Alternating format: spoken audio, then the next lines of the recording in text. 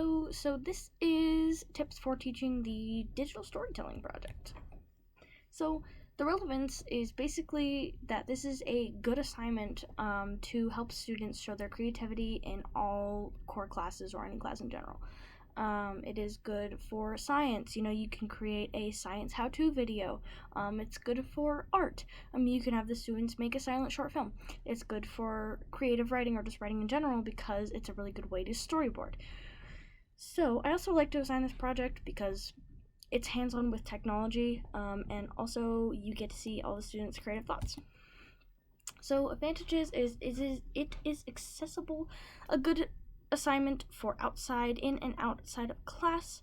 There's a variety of video content that you could do, like I spoke about, and pretty much every class you could integrate this project. It's easier outside homework.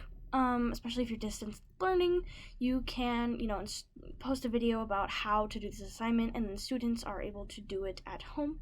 And of course, creativity, letting students have most of the creativity possible, and just setting those guidelines. Disadvantages can be internet access. Some students aren't gonna have access to the internet or technology. Another one is Google account creation. Creating a Gmail account, you have Gmail, YouTube, Google Docs, Google Slides, all of those things involved. Some people might not want to put their information in or create a Google account. Content on YouTube. I'll explain how to upload to YouTube, but there's a lot of content on YouTube.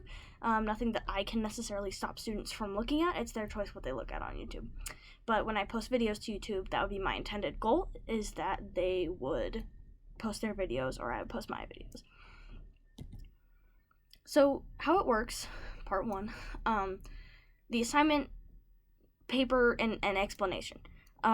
So this will talk about how students do the project, so the goal, the guidelines. I always keep them very loose. There's simple guidelines, like make a silent short film, no talking, but maybe use a specific piece in this film. Just loose guidelines like that, so it allows for as much creativity as possible. Storyboarding, if you are in creative writing, great way to do some storyboarding, telling a story. Suggestions for technology, so what students could use to edit or film their video, and an example. I think it's really important that a teacher posts their example and is a part of the project, just because that really helps students motivate and gives a good way to start brainstorming. So part two is process of filming. There's a lot of ways that students could film this video. The technology specifically is phone, tablet, computer, and a DSLR camera. Basically, I know some schools will provide Chromebooks, things with web cameras, pretty much anything with a camera students can use. So schools may have access to that, so definitely look into if your school has access to those technologies. Part three is editing software, ways that students or you can edit the video. There is Adobe Premiere. It is $19.99 a month for students. I think it's $25 for people who just buy the editing software in general. It's like the real deal. It has everything you could possibly need for video editing, including sound and everything else. It is for Mac and Windows. Also, some schools may provide it for free. Here at MSU in this university, we do get Adobe Premiere or Adobe Cloud for free. iMovie is the simple video editing software that comes with Mac. I'm not 100% sure what comes with Windows, but with Mac, iMovie is super simple. It's just cutting videos, putting things together. You can add text. You can make the sound a little bit softer, but that's pretty much all iMovie has access to, which makes it pretty simple for people who may not have much experience with editing software. FlexClip is just another one. This one is special because it is web-based / online. It means you don't download anything to your computer. Students will just edit their video online. The only problem with this is having access to internet. If the internet cuts out, your project might not save. So, uploading using YouTube and submission. So I'm going to X out of this really fast. So what you're going to do to upload your example as a teacher or to upload your video as a student, go to YouTube and you'll hit this create button up here. When you first go onto YouTube, it may look like a different button, but it will have that little plus button with the video camera.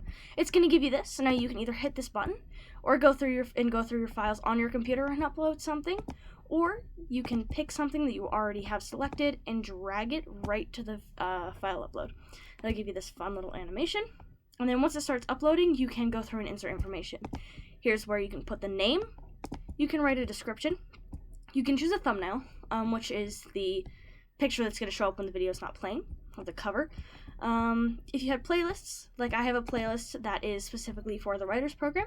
So if you have a class, you can insert it in here. Audience, you just yes or no, it's not made for kids. Yes, it is made for kids. Basically, it has the rest of the information down here. You can add an end screen, which just leads to a playlist, maybe that has the rest of the lessons on a single lesson, or has an additional description on how to do this project, or other examples. This checks for copyright. Remind your students when they are creating a video that music, images, and some other content can be copyrighted because that work is most likely someone else's. There are websites to put in the guidelines or in the assignment sheet that have royalty-free pictures, videos, and music. This is the part that's kind of difficult. This is where it gets difficult sometimes. Students are encouraged to list or upload as unlisted.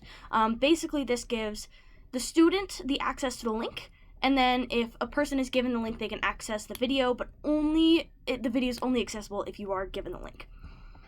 So this keeps people's videos from going public, but students are more than welcome to post publicly if they want to. If you film your video, your instructional video early, you can schedule for a publish, but that's not super important. So once you save here, basically students will copy that link of their video, send it to you, and for submission, this is kind of a more difficult task. It really depends on what app or what site you guys use to upload assignments. For us, it's D2L or Brightspace, and you just submit a PDF with the link inside of it. Some programs might be able to just send that link into an assignment folder via the comments. Some might ask for a PDF upload, or some students could just email you directly the link to their video. So this alignment with UDL, it really aligns because there's so many means of creativity that this project could have for your students, so many classes that it could be applicable to. So action and expression. This is pretty much just the student's ability to be super creative in their video. Because of the loose guidelines, they have the choice of where to take their video. So this could also, expression could also mean that there can be talking or that they can't be talking. So it also applies to the guideline of the assignment. Representation, you could teach it in person, you could teach it online, so it is an assignment that is available online that you can teach online. In class, you can show on the board your example of your video, and on the board you could even write the assignment on the whiteboard if you needed to. The representation is it has the visual representation is it has text, pictures, slides, sound, and captions. Captions are something I always think about because some students are hard of hearing, or some students do better reading the text along with the person talking. Also sounds, and you can do so many things, which this digital storytelling project basically